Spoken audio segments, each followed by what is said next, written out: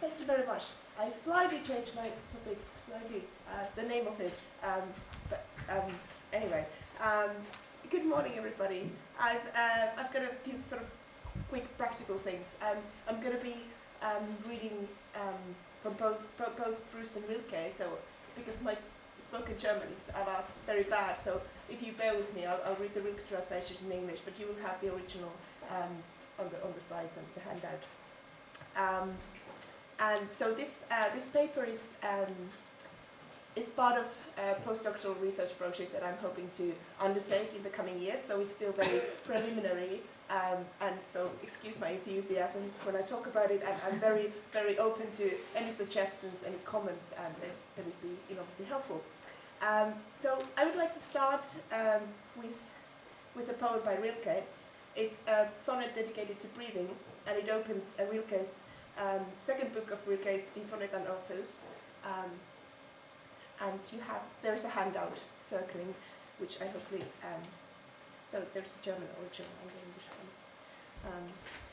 Breathing, you unseeable poem, outermost space exchange purely enduringly round our own being, counterpole where I rhythmically take place. To you I belong, your gradual cease while I am single wave. You, the most bearing of all seas possible, gaining of space. These portions of spaces were in me before, so deep and in scores, many winds are like my seed. Do you know me, air, still full of places I own? You, one smooth tree skin, curving and leaf of my words. I'm sorry, I forgot to... Well, encountering this poem for the first time, it struck me how adroitly it describes, through the imagery of breathing, the interaction between subject and the space that the subject inhabits. With every breath inhaled, breathing shapes, renews and changes the subject gradually, and yet something is always also exhaled into the world in return. Breathing thus is a process which both sustains and transforms, and in this poem Rilke puts his finger on the metaphorical possibilities of such process by introducing the beautiful concept of Raumgewinn, the space that we gain through breathing. In this paper, I wish to consider how this imagery propounds the relation and interaction between the world space and the subject's self-space. I propose that this process and the gaining of space applies not only to spatial space but also temporal space. The coexistence of both the past and the future within the present moment. The exploration of such temporal space is also one of the cruxes in Marcel Proust's À la recherche du temps perdu, where Proust too uses the imagery of breathing to allude to a constant circulation of different time levels in our experience. Due to the limited scope of this paper, I only have time for a very few of the many instances where breathing occurs in Rilke and Proust.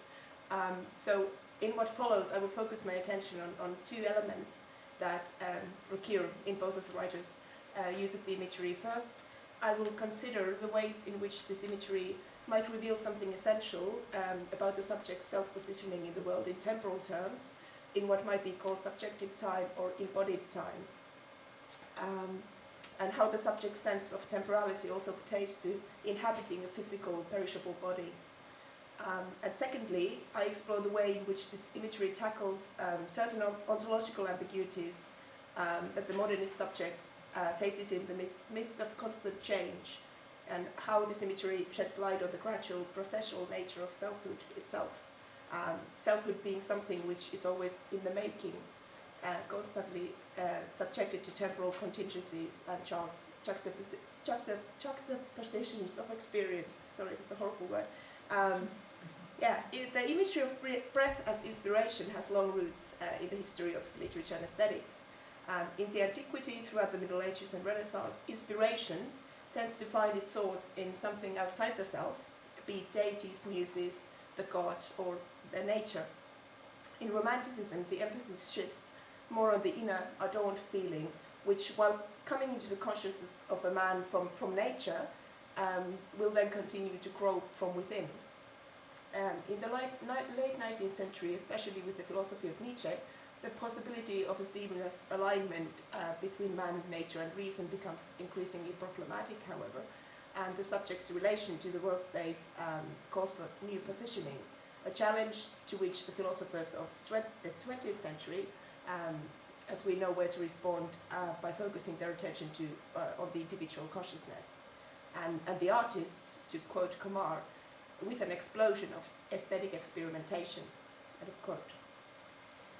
While the attempt to define modernism itself, as we know, is a kind of a quest on its own right, one of its generally agreed on nubs is the existentialist challenge that the wide-ranging and fast-paced ideological, technical, scientific and cultural changes in the 19th and 20th century placed on the subject's experience of the world as well as his or her own subjectivity. And this openness into which the subject is thrown in the sudden absence of common authoritative parameters of experience, and the anxiety that originates in their disappearance, which Kierkegaard called the dizziness of freedom, become the backbeat of modernist aesthetic expression. I think we can agree on that much. And as Gabriel Josipovici notes, modernism is concerned with, I quote, neither illustration nor abstraction, but the daily struggle of a dialogue with the world, without any assurance that what one will produce will have value, because there is nothing already there against which to test it, but with the possibility always present that something new, something genuine, something surprising will emerge, end of quote. It is the possibility of such emergence which also sits at the core of the imagery of breathing, I think. And as opposed to mere breath of inspiration, the emphasis in this paper will be on the interactive dimension of the breathing process, which functions as an ideal metaphor for the process where, to use Heidegger's terms, one's Weltinnenraum, the inner world, becomes entwined with the Weltraum, the world space. Considering these kinds of interchanging and transformative dimensions, my paper finds its theoretical basis in phenomenological hermeneutics, not merely because of the attention that this approach pays to endlessly interconnected nature of human experience, especially in temporal terms, but also because of its untiring attention to the concepts of openness and being in between. And one could say that breathing is, in essence, interaction with the open, with a space of endless possibilities, and thus intrinsically a mode of being in between. The subject is taking in something from the outside and gradually being transformed by it, and through exhalation, returning something to the world transformed. So Proust and Rilke were contemporaries, and there are some striking thematic parallels between Du Côté de Chechouan, the first part of À la Recherche, and the notebooks of Malte Lauritz Bricke, which was Rilke's only novel. For example, in the treatment of time, memory, and subjectivity, the sensuous experience, creative process, and childhood experience. Rilke became fascinated with Proust's work and read every part of the novel as soon as they were published. In Proust à la recherche d'un perdu, the instances of breathing are strongly connected to the novel's major theme, le temps incorporé des années passées non séparées de nous. The notion of time embodied, of years past but not separated from us. The idea that the past is not situated linearly somewhere behind us, but rather resides within us, coexisting with the present. In the final volume of the novel, Proust's narrator states, oui, si le souvenir, grâce à l'oubli, elle n'a pu contracter aucun lien, génère aucun chaînon entre lui et la minute présente, s'il est resté à sa place, à sa date, s'il a gardé ses distances, son isolement dans le creux d'une vallée ou la pointe d'un sommet. Il nous fait tout à coup respirer un air nouveau, précisément parce que c'est un air qu'on a respiré autrefois, cet air plus pur que les poètes ont vainement essayé de faire revenir dans le paradis et qui ne pourrait donner cette sensation profonde de renouvellement qui s'y avait été respiré déjà, car les vrais paradis sont les paradis qu'on a perdus. The air of these paradises, when we suddenly and unexpectedly breathe it in, feels new exactly because we have breathed it in before. The key of such resurrection, Proust narrators suggest, is that what is being inhaled is not merely a moment of past, but something common to past and present, a fragment of time in its pure state, as the narrator calls it. This is why the lost paradises cannot be accessed simply through remembrance or recollection, that is through the memory of habit, which classifies, labels, and arranges experiences. A recollection is always a reconstruction of the past in the light of the present, and thus the lost paradises can only become available in those instances where the nominal distinction between the past and the present temporarily disappears. And Proust adapted this notion of embodied time partly from Bergson, whose theory attests that our default is to remember, and it is forgetting that we actually take notice of. In his essay La perception du changement, Bergson writes, La mémoire n'a donc pas besoin d'explication. Ou plutôt, il n'y a pas de faculté spéciale dont les rôles soient de retenir du passé pour les verser dans le présent.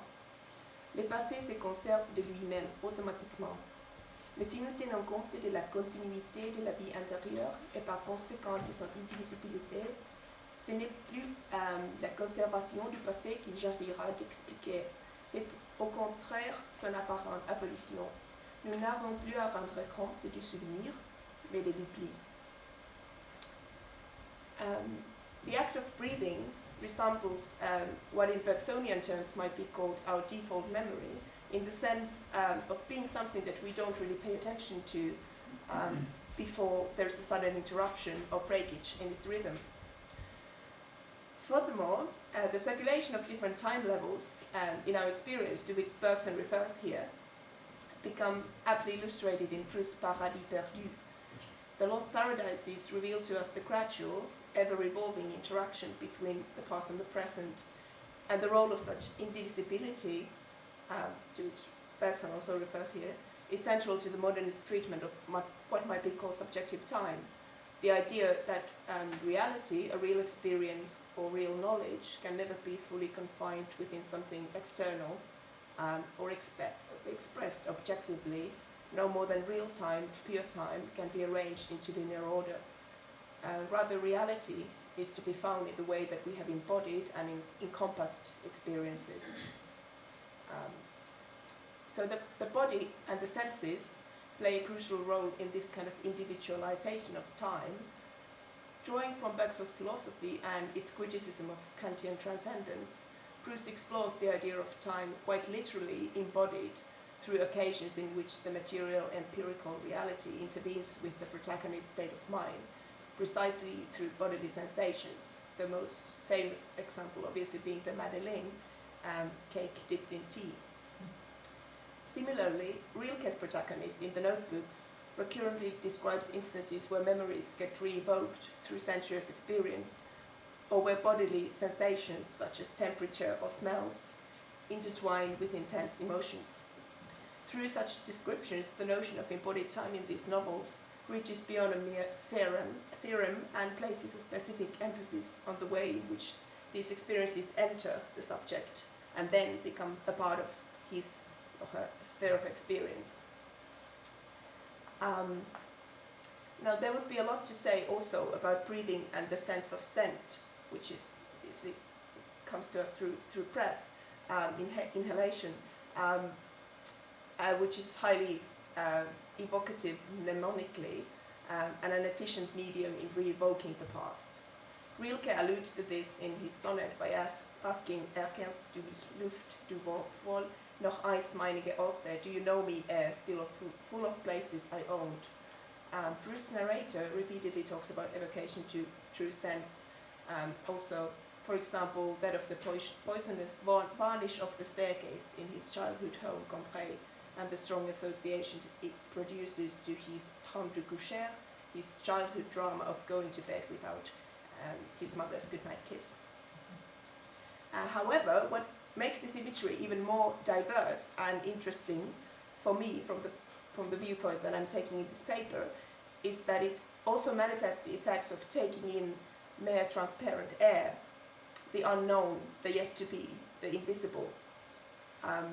In so doing, this imagery does not only convey the link between the past and the present, but also alludes to the subject's relation to future and the insubmersible openness the modernist subject is faced with. In the notebooks, Rilke's protagonist Malte talks about the existence of the terrible in every atom of air, and he describes how You breathe it in as a part of something transparent, but within you it precipitates, hardens, acquires angular geometrical forms amongst your organs. For all the torments and horrors suffered at places of execution, in torture chambers, in madhouses, in operating theatres, under the arches of bridges in late autumn, all this is possessed in a tenuous permanence. All of it persists, and jealous of all this, clings to its own frightful reality. So breathing here becomes symbolic of emotional and psychological process of adaptation or rejection, kind of self-positioning in the face of overwhelming open, and describes the way in which the invisible, the transparent, consequently takes form and meaning within the subject. Breathing being an activity in which our tangible body interacts with the invisible air, this imagery also cuts right into the core of the anti-dualistic nature of human experience, the inseparability between the bodily and mental experience. It thus conveys both the limit and fragility of human experience and the possibility of renewal and transformation that takes place through the subject's interaction with the world as a psychophysical entity. The hermeneutic concept of openness has been criticized, as Davy notes, for being, I quote, openness that is only open to opportunities for imposing one's own sense of meaning and purpose upon the environment, while not really responding to otherness, end of quote. This criticism is fundamentally flawed, however, as philosophical hermeneutics does not understand interpretation as, I quote Davy again, an epistemological schema, but rather as a process of involvement and engagement, end of quote. In Rilke's text, this engagement is parallel to breathing, taking in something from the outside that gradually transforms us. This kind of openness includes the acknowledgement of otherness, what is out there, not its suppression. The empowering effects of hermeneutic openness arise from it being, as Davy continues, not only openness towards the other, but to the difference that the other is able to open within ourselves. End of quote. We see such opening up within the self in Malte's description here of how the existence of the terrible in every atom of air will harden, acquire different shapes within us. While continuous transformation and change plays a significant role in Rilke's use of the imagery, he also describes a sense of recognition, familiarity and sustainability between the inner and the outer space. And breathing thus becomes communication that both transforms and sustains. And I will go back to the, this one. These portions of spaces were in me before, so deep and in scores. Many winds are like my seed. Here the eye of the poem has the world circling inside him. Something has been embodied through the previous lived experience. The familiarity or the sense of recognition described here seems to, very much in the spirit of Gadamerian hermeneutics, point to something intrinsic and fundamental with which the subject approaches any new experience and through which these experiences can be set in scores. Through the imagery of breathing, the Rilke poem refers to identity itself as an ongoing process which brings together experiences of both of the mind and the body, and the not yet experienced. And it is precisely this counterpole, the in-between, where I rhythmically takes place.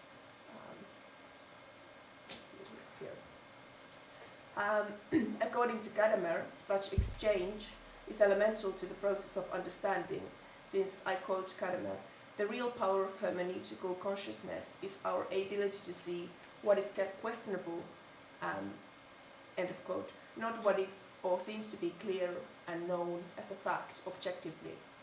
And truth is something which can only be revealed to us through an ongoing play, spiel, between unconcealment and concealment.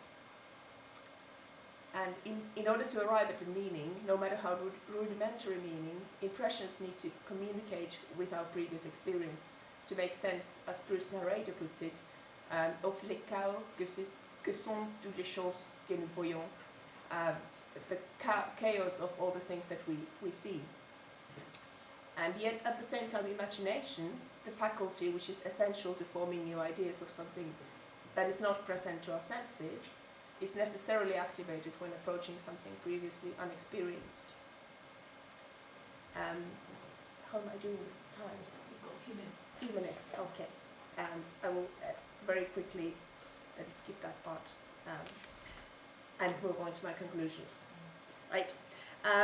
In this paper, I've attempted to show how the philosophical impetus in this imagery of breathing in Proust and Rilke's text might negotiate the modernist position in relation to time and temporality and the embodied time, and how it may reveal in a pertinent way the subject's constant balancing between continuity and change on the other hand, between permanence and transformation, and this balancing on the counterpole where I rhythmically take place, as Rilke puts it. Jacques Ellul, in his book The Form of Time, suggests that it is continuity of existence, not uniformity, which constitutes identity. Everything is changing all the time, and we need to give up, I quote Eliot, clinging to the false security of believing that things can remain exactly the same state or at exactly the same place. Identity means continuity of existence. It does not mean static constancy and exactitude in form and place, any more than it means constancy in time, end of quote. The continuous circulation of the familiar and unfamiliar, and of the past, the present and the future in our experience, is thus not a disruption in, but rather the very heartbeat of the process of being oneself. Therefore, the most availing means for the subject to grasp something about their subjectivity is not through aiming at a clear, definite, stable definition of the self, but rather through a process of understanding, a process that always involves interaction, change, and indivisibility. The act of breathing can be seen as an allegory to any human experience in the sense that it simultaneously encompasses a universal, shared, prevalent dimension and a changeable, unforeseeable, unfamiliar element. The philosophical significance of this imagery is thus connected to a certain kind of paradoxicality it inholds. Breathing is a process which simultaneously is universal and individual. On the one hand, breathing can be seen as a basic precondition for life in general, an instinctive, primal, pre-subjective act, and on the other, the act of breathing results in a gradual, invisible, and unique transformation of a subject in time, making them more individual through each breath. Thank you.